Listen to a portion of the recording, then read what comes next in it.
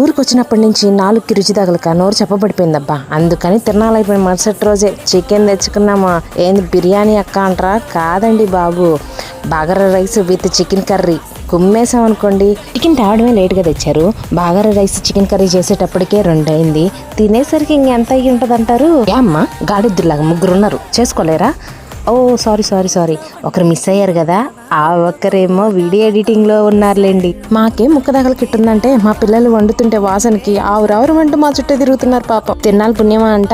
ఎవరూ వీడియోలు అయితే పెట్టలేదు, అందుకని అనిత డాన్స్ ప్రాక్టీస్ చేసుకుంటుంది. అలా డాన్స్ ప్రాక్టీస్ కంప్లీట్ అయిన తర్వాత మా రాఘవన్ ఫోన్ చేసి మీ వదినకి జుట్టు ఊడిపోతుంది, ఇలా ఇన్స్టాగ్రామ్లో ఒక పేజ్ చూసాము వైఫ్ ఆఫ్ వంశీ, ఇట్లా మా అన్న అడిగాడని అలా మా ఇంట్లో వాళ్ళకి చెప్పానో లేదో, ఆ అక్కది మన ఊరి పక్కనే అక్క, ఒకసారి వెళ్ళొద్దామని అందరం అయితే వెళ్ళాము.